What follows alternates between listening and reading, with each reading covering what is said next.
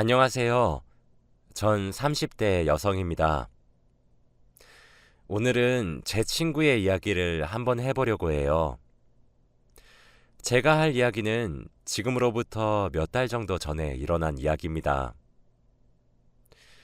지금 이곳에서 사연을 들으시는 여러분들처럼 제가 오랜 시간을 살지 않아서 그리 연륜이 있거나 현명한 나이는 아니지만 제 인생에서 이처럼 쇼킹한 일이 또 있을까 싶을 정도로 정말 기가 막힌 일을 겪었습니다. 저에겐 정말 친하고 가장 소중한 친구가 한 명 있어요. 그 친구는 저와 고향 친구인데 학창 시절을 모두 같은 학교에서 보냈죠. 심지어 대학도 같은 학교에 입학했기 때문에 정말 제 인생의 대부분을 이 친구와 함께 보냈다고 해도 과언이 아닙니다. 제 친구는 제 인생에서 정말 등불 같은 존재예요. 제가 힘들거나 지칠 땐 위로도 해주었고 나태해지면 채찍질도 해주었죠. 울고 웃는 것을 함께하며 우정을 쌓았습니다. 제 짧은 인생을 돌아보면 항상 커다란 이벤트엔 이 친구가 등장하는 것 같아요. 아마 제 친구에게 저도 그런 존재겠죠. 그런 제 친구는 여자가 가장 예쁠 수 있고 행복한 날이자 일생에 딱 한 번 있는 많은 사람들의 축복을 받고 환하게 웃어야 하는 날, 바로 결혼식 당일에 변호사를 만나러 갔습니다. 지금부터 그 이야기를 한번 해보려고 합니다. 제 친구는 현재 6년 정도 만난 남자친구가 있었습니다. 긴 시간 동안 만나며 연애를 했죠. 그래서 당연히 그 남자친구와 제 친구는 미래를 약속한 사이였어요. 남자친구가 제 친구에게 프로포즈를 할 때 제가 도와주기도 했거든요. 촛불을 하트 모양으로 만들어 프로포즈를 했었는데 제가 그 초에다 불을 붙여주었거든요. 아무래도 6년 정도 만난 깊은 사이다 보니 서로 부모님을 뵈러 가기도 하고 명절에 인사를 드리기도 했죠. 자연스럽게 양가가 모여서 식사 자리가 만들어졌고 그 자리는 상견례 자리와 다를 바 없었습니다. 그렇게 자연스럽게 제 친구는 결혼식을 준비하기 시작했어요. 그런데 그때 전 세계적으로 코로나라는 질병이 유행하기 시작했죠.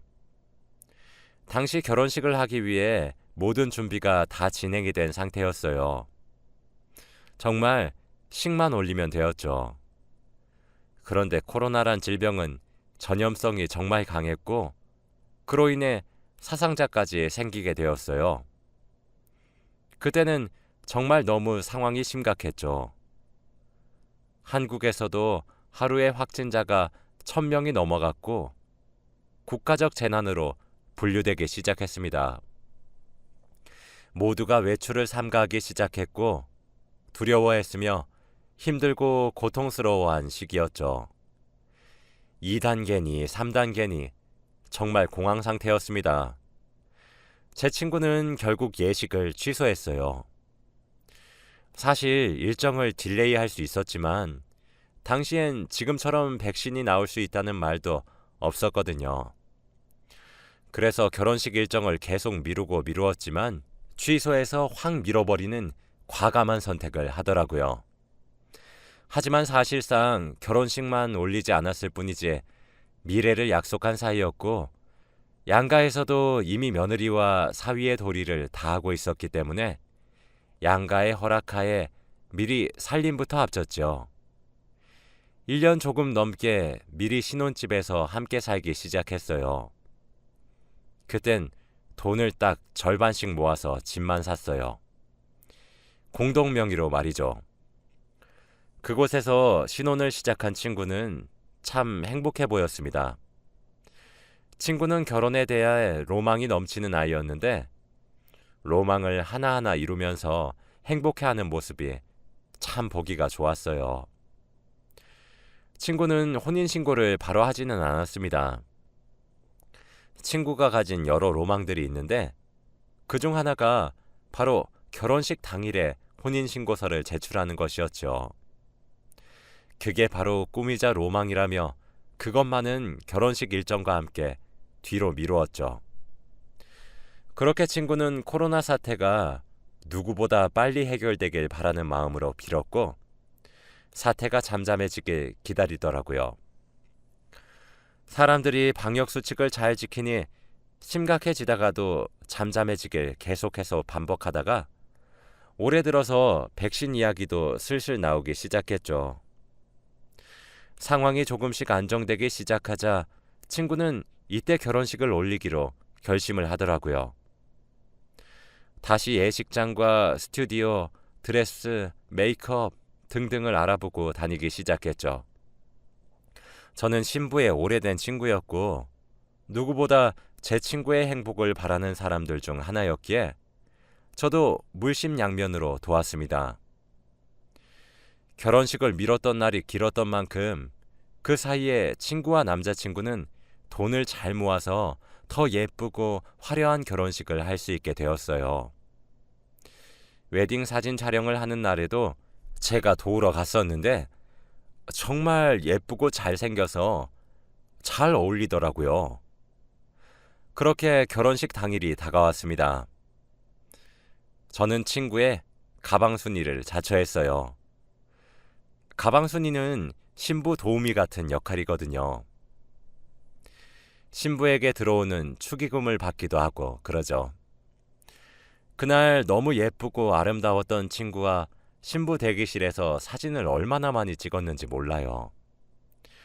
제 반쪽 같은 친구가 드레스를 입고 단아하게 앉아 있었는데 인생의 동반자와 결혼한다는 사실이 실감이 나서 울컥하기도 했습니다. 그런데 신부 대기실에 어떤 의문의 여성이 한 명이 들어오더라고요. 저와 친구는 함께 한 시간이 오래되었다 보니 서로의 지인 대부분을 다 알고 있는데 처음 보는 여성분이셨습니다. 의문의 여성은 얼마나 울었던 것인지 눈가 근처가 붉게 부어있는 얼굴을 하고 있었어요. 신부 대기실로 들어와서 저희를 쳐다보더군요. 망설이는 듯하며 안절부절 못하면서 말이에요.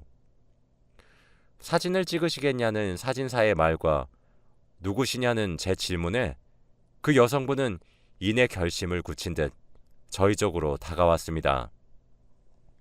그리고는 저도 정말 몰랐어요. 저도 어제 알게 되었어요. 만일 제가 미리 알았더라면 만나지 않았을 거예요.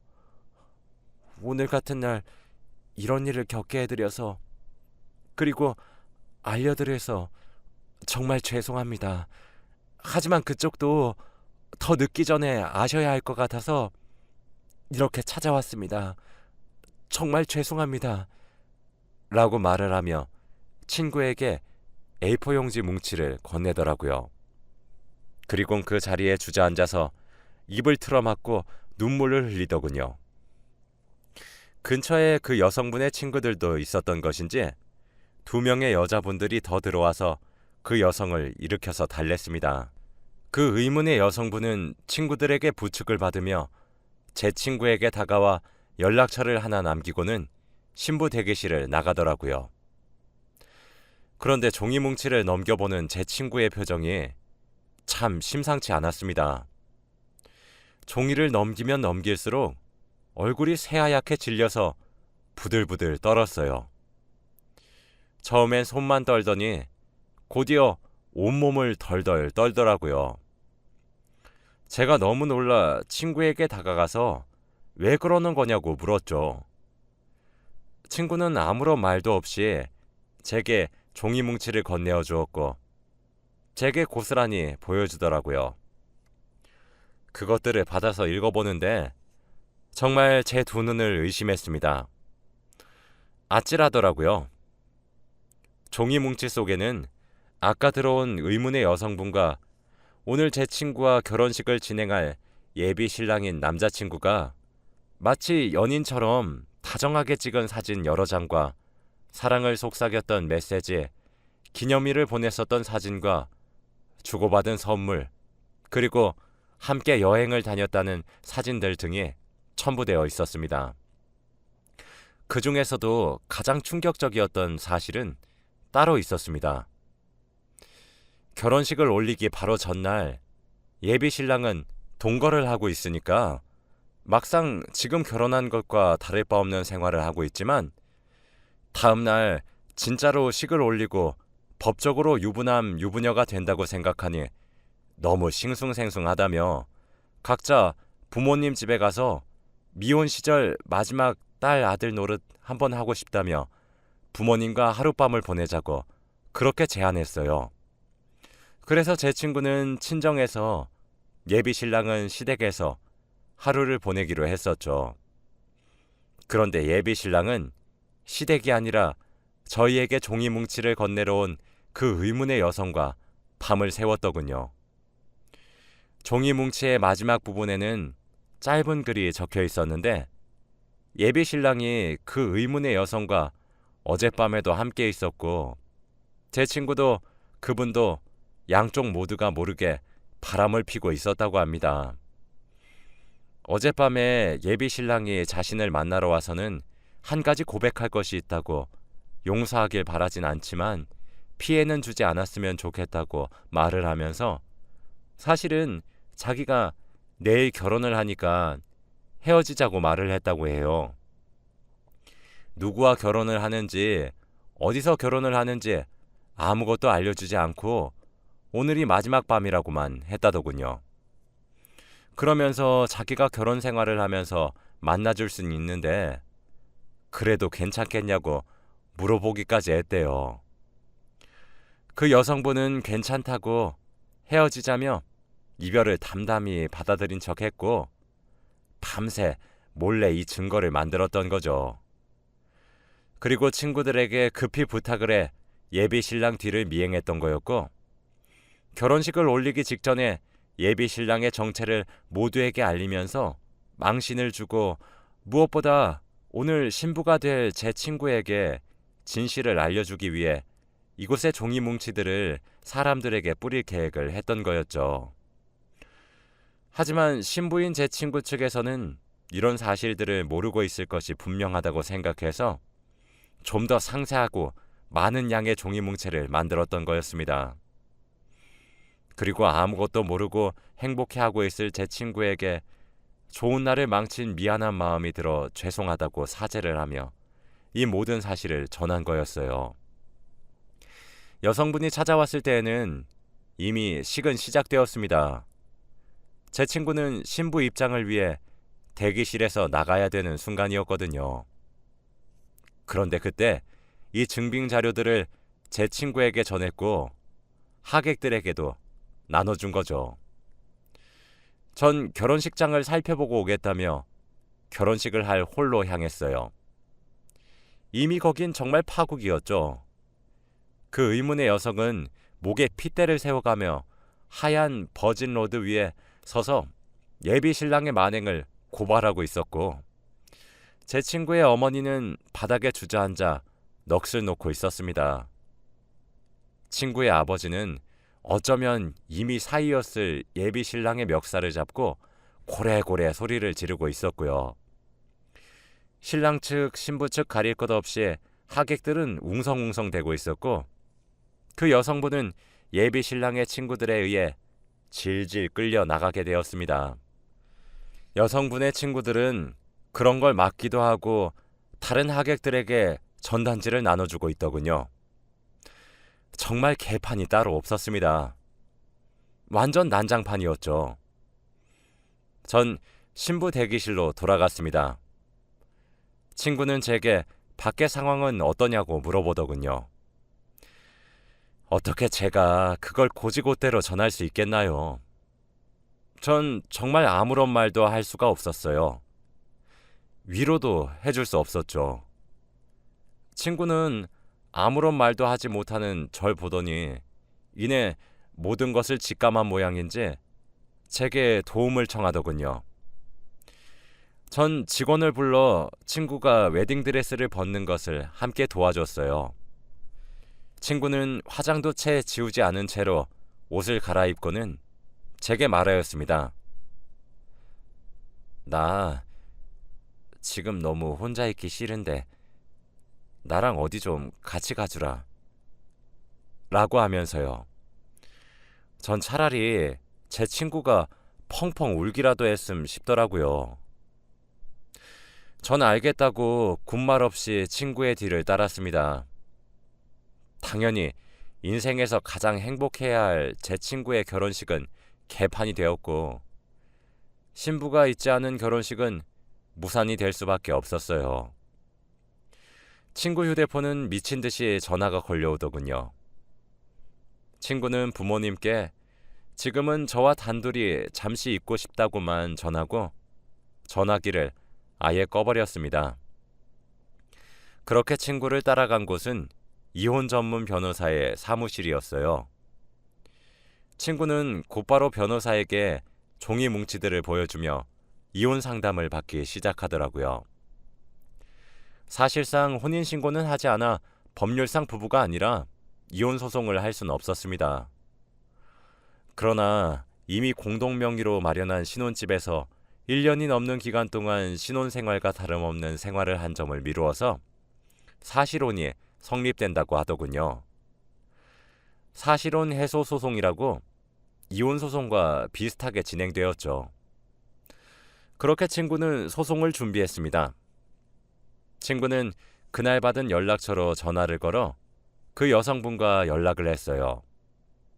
그리고 소송에 필요한 자료를 제공받기도 하였죠. 그리고 그 의문의 여성분 또한 성심성의껏 자료들을 제공해 주더군요. 그놈은 두 여자를 완벽하게 속였던 거죠. 제 친구는 그 여성분 또한 저와 같은 피해자와 다름없다고 하더군요.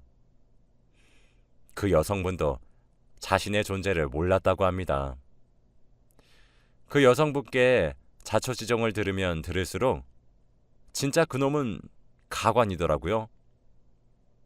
그 여자와 만난 지는 올해가 햇수로 4년째라고 했죠.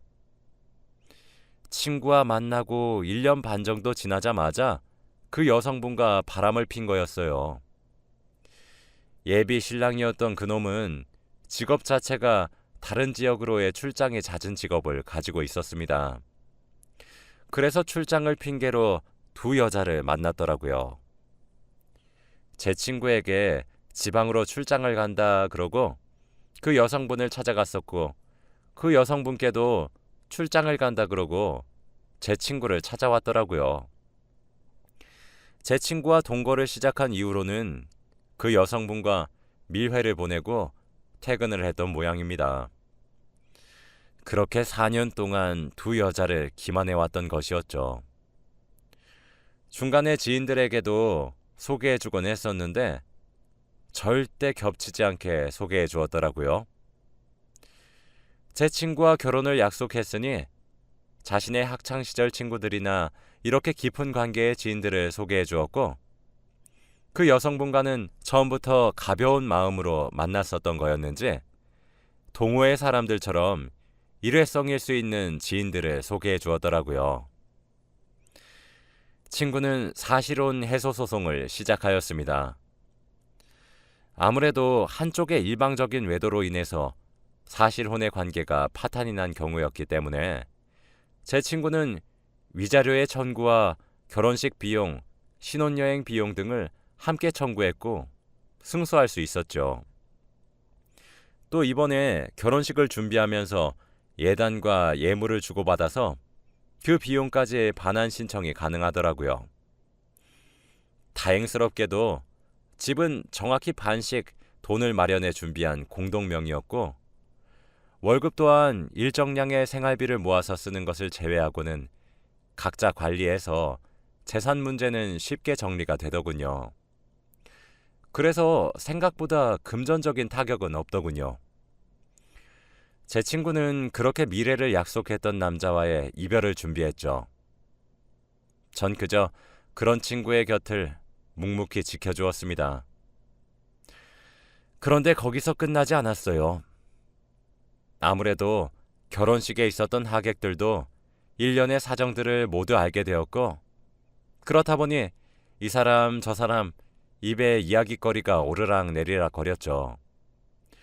친구가 참 스트레스를 많이 받더군요. 얼마나 안타까웠는지 몰라요.